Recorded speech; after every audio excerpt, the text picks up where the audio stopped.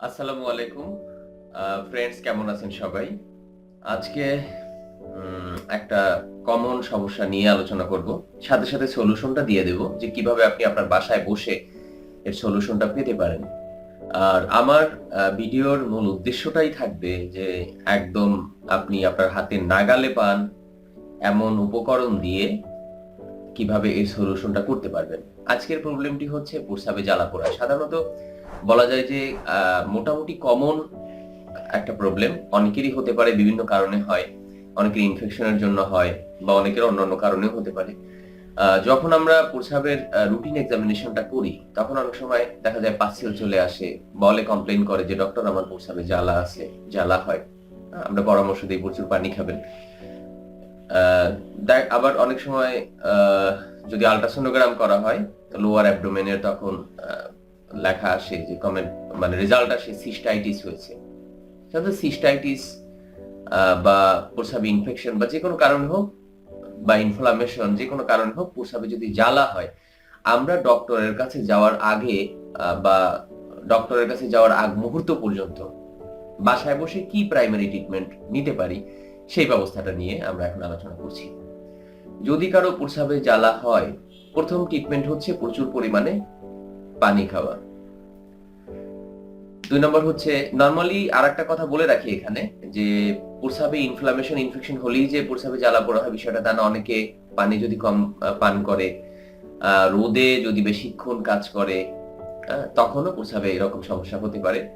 উভয়টার জন্যই আমি যে সলিউশনটা দেব, এখন যে সমাধানটা আপনাদের বলব, উভয়টার জন্যই আপনাদের খুব ভালো একটা রেজাল্ট চলে আসবে।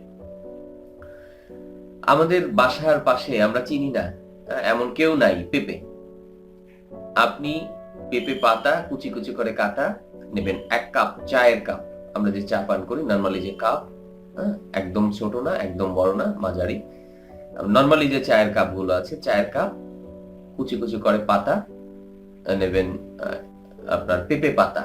আর সাথে মাঝারি আ সাইজের যে কাঁচা পেঁপে আছে, পেঁপে নেবেন। এটাকেও কাটবেন। সাধারণত আ ছোট, ছোট টুকরো করে কাটবেন। এটা নেবেন, আগেই ধুয়ে নেবেন। কাটার পরে যে কষ আছে, এই কষটা কিন্তু ধুয়ে ফেলা যাবে না। মানে পেঁপেগুলো আগে ধুয়ে নেবেন, পাতাটা আগে ধুয়ে নেবেন।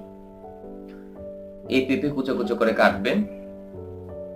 আপনার ১ কাপ, এই ২ কাপ, ১ কাপ হচ্ছে পেঁপে, আর ১ কাপ হচ্ছে পেঁপে পাতা।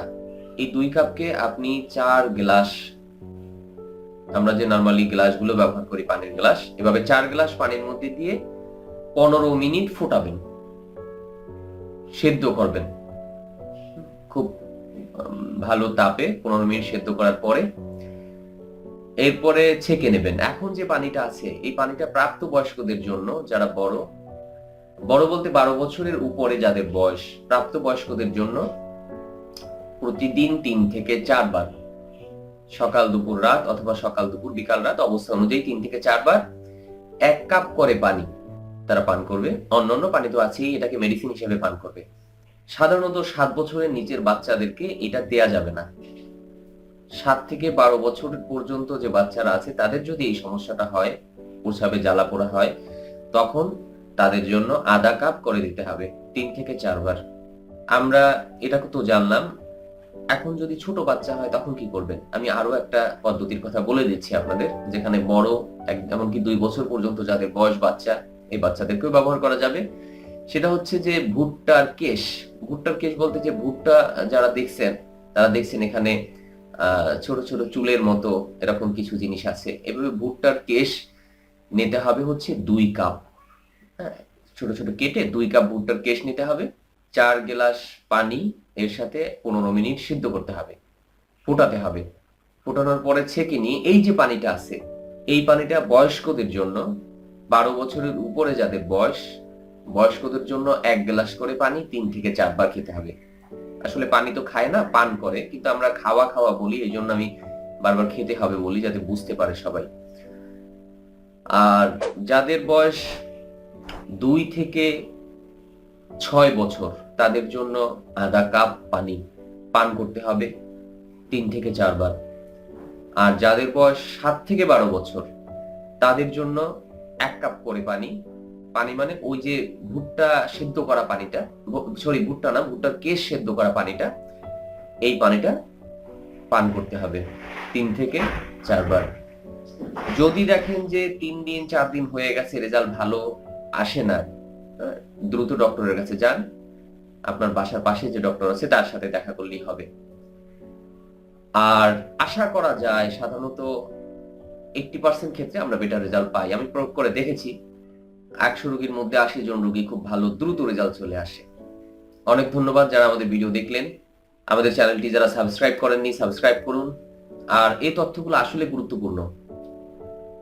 এই তথ্যগুলো আমি চাই শেয়ার করুন আপনাদের ফেসবুক, টুইটার বা যে সোশ্যাল মিডিয়া আপনারা ব্যবহার করেন, এখানে শেয়ার করুন আমাদের ইউটিউব লিংক। আমাদের সাথে থাকুন। অনেক ধন্যবাদ।